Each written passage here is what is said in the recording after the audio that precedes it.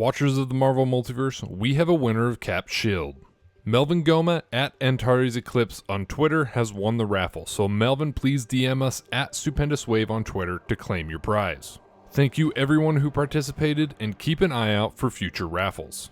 And now for the reason that we are giving away a replica of Cap's Shield.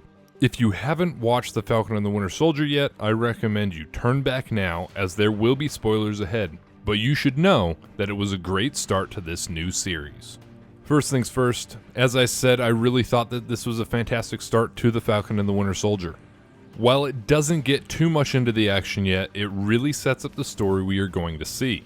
We get to see where Sam and Bucky are after the snap, but also where they are in their lives after quite a few years of fighting, stress, and pain.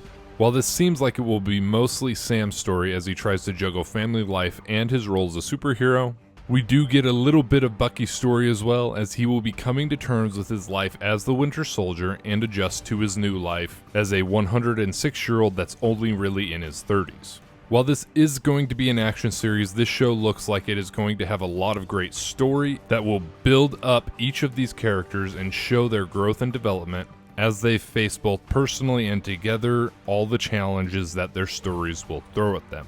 I think we will be in for a lot of great stories from both Sam and Bucky, as well as some great relationships and interactions with those they will deal with, such as Sam's sister Sarah and Bucky's new friend Mr. Nakajima. So let's break down what we saw. The episode opens to Sam getting ready for the ceremony that happens in honor of Captain America, and Steve Rogers is in the background saying what he said to Sam when he gave him the shield. As Sam looks at the shield, we hear, "How does it feel?" and Sam responding with, "Like it's someone else's." This really points out what this whole show is going to be about, Sam accepting the shield eventually despite his reluctance to do so. In a way, to Sam, the shield is like Thor's hammer, but without the physical weight. It is a tool that he does not feel worthy to carry, so he does not wield it. He ends up giving it to a museum that puts it on exhibit in honor of Captain America after Steve Rogers supposedly disappears, but we really know he has just retired and likely doesn't want to be bothered anymore. We get to see Colonel James Rhodes at the ceremony.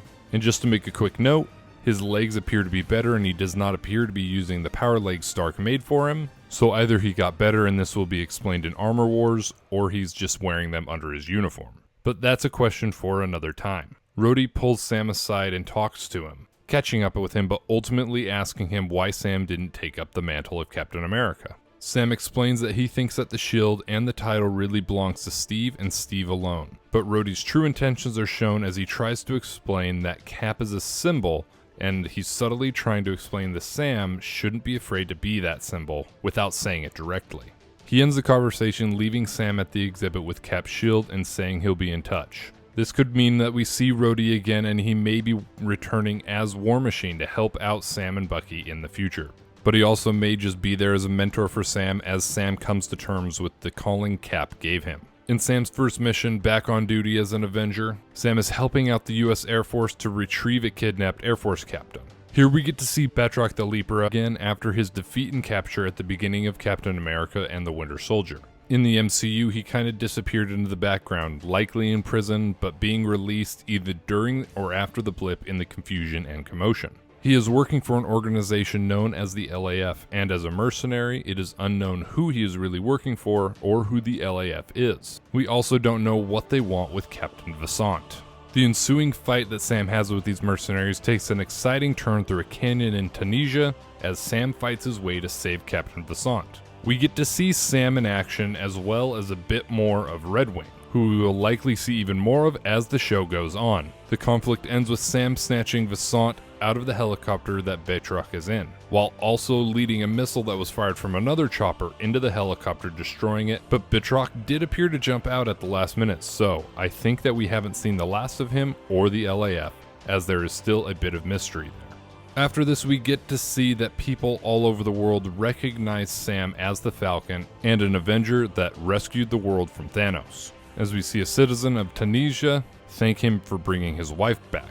Throughout the rest of the episode, we see Sam head back to Louisiana, and in doing so get to delve into his non-superhero life a little bit. He returns to help his widowed sister with her boys and the crumbling family business. There are a lot of arguments over their family boat and home as Sarah, Sam's sister, wants to sell them both to help with some of her debts and loans. This leads to arguments between the two that seems to bring up old wounds. Sarah accuses Sam of not being around during some of the hard times she had with her parents and her husband as he went off to join the Air Force. So it seems that we may get a little look into Sam's past and what led him to join the military and eventually become a Falcon. We see them argue over finances and what to do with their family's property, and even go to the bank and try to get their debts consolidated. While this doesn't seem too exciting, it does show that not all of these heroes are Tony Stark. Many have lives that they have to live outside of hero work, and it seems like it may be part of the reason why Sam may not have been ready to take up the mantle of Captain America, as he was not ready personally to give up the time he needed to help his family. Sam's story, I think, is going to be really interesting. As for Bucky, a lot of his story is him trying to come to terms with everything he did on top of trying to fit into a society he has been absent from for years. While he does mention he had some peace when he lived in Wakanda and all that he wants is peace, his therapist, who was a former soldier herself, knows that he needs more than just peace. His story opens up with him having a nightmare where he is the Winter Soldier once again. This dream really shows us that when he said to Iron Man in Captain America Civil War that he remembers everyone that he's killed, he wasn't lying. It shows him in a hotel mowing down security to get to a man who Hydra has programmed him to kill. But these are not the kills that haunt him the most. A man who was too frightened to unlock his door because the Winter Soldier's killing spree was in the wrong place at the wrong time and was killed by Bucky so that there was no witnesses. We soon find out later in the episode that this man is the son of someone Bucky befriended, Yuri Nakajima, who he probably befriended to make amends with per his counseling. For example, his instructions to make amends are shown when he is dealing with a corrupt senator that used to have ties to Hydra. So he goes through these steps to make up for his actions as the Winter Soldier, as he also toys with this woman and her supposed hitman in a parking garage. These steps are: do nothing illegal, no one gets hurt, and tell them I am no longer the Winter Soldier, I am James Bucky Barnes, and you're part of my efforts to make amends. While the first two steps were probably difficult to do with the senator, but the third step being the easiest as he likely feels nothing for her, it is the exact opposite with Mr. Nakajima. While it was easy to deal with someone who is making a deal with a hitman in a parking garage, it is far more difficult to make amends with someone that he has befriended, whose son he killed because he happened to be at the wrong place at the wrong time. While he wants to make it better, he doesn't want to ruin his friendship with or hurt this old man. And this is only one struggle we see with Bucky, as he has a notebook of all the people he needs to either turn over to the authorities or say sorry to. There are a fair amount of people on this list, and it is very different from Steve's notebook, which was more of pop culture than people he hurt. On top of this, we saw a fair amount of Bucky's interactions with others as he learns to trust again, and he will have to, especially because he will be working with Sam as time goes on, and they've never really gotten along in the first place. And we also know that Sam is trying to help Bucky out, as it seems Bucky is ignoring his calls. It may come down to Bucky's therapist forcing him to work with Sam, and that is how they end up teaming up together and going against the Flag Smashers. And we also get to see a little bit as Bucky tries to get back into dating as well, which he didn't do too well, leaving early with no warning because of his guilt surrounding Mr. Nakajima's son. But this teaser may eventually lead to him dating Sarah, as he kind of flirted with her in one of the TV spots, which would just lead to some funny dynamics between Sam and Bucky. Bucky is having a hard time adjusting, and at the moment it seems like things may get worse for him before they get better. As for the villains, the most we see of Zemo is his name in Bucky's notebook, and the Flag Smashers we get to see a little bit, but not too much of them yet. But we do get to see just how they operate and a little bit of what their goals are. From the way it sounds, they formed during the blip and thought the world was better with less people on it. This may eventually lead to some revelations that they have some sort of fanatical love for Thanos or his ideas. Lieutenant Torres tells Sam that they want a unified world without borders and that a lot of people actually like the idea. And this is actually shown to be true later on in the episode. When the Flag Smashers are robbing a bank, they gather together their civilian followers by having them come to a designated area as directed by an app that shows their symbol digitally painted around the world. They handed out masks to cause commotion and confusion, hiding the actual Flag Smashers who have powers amongst the crowd. Torres gets a mask and infiltrates this group and gets video to send to Sam so they can both keep an eye on the Flag Smashers. While discussing who the leader might be, Torres says something interesting. Wait, you don't think it could be but then is cut off by Sam, who says, look, I'll circle back to you. I think that this might be Sam and Torres thinking that this could be an alien, android, or a wizard, per Sam's comment in the clip that we got before the release of the show.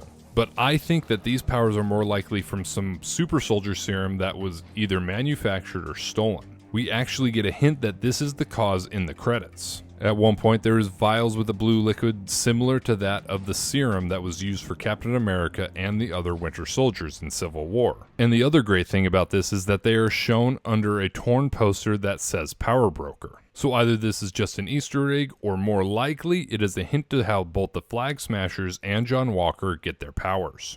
And speaking of John Walker, he is introduced at the end of the episode, much to the disappointment of Sam. On the news, a politician, the same man who was happy that Sam was willing to give the shield to the museum, introduces the new Captain America. John Walker comes out smiling in his uniform wearing Cap's shield and closes the episode with a wink. While I think he will appear a few times and fight a little, this still makes me think that he is nothing more than a pretty boy publicity stunt. The way he carries himself, as well as the wink, he seems like he's just an actor, who although may have gotten his powers from the Power Broker, he is really just in it for the spotlight and the glory. And Sam is clearly bothered by this, likely because he doesn't think anyone deserves the shield and possibly some regret in giving it up in the first place. Future interactions between Sam and this new Captain America are likely going to be tense, and Sam might have some words for the politician that let this happen. In time, it will likely be that Sam is forced to take up the mantle as the new Captain America is unable to fulfill the task he has been assigned with. And Sam may have to become Captain America whether he wants to or not. Overall, this was a great start to the Falcon and the Winter Soldier. There is a lot to build on here and a lot of potential. I have a lot I am interested in seeing as the series continues, but what are you excited to see? And what do you think we'll see? Let us know in the comments below. Please like this video and remember to Hulk smash that subscribe button to assemble and join our team, and have a great day.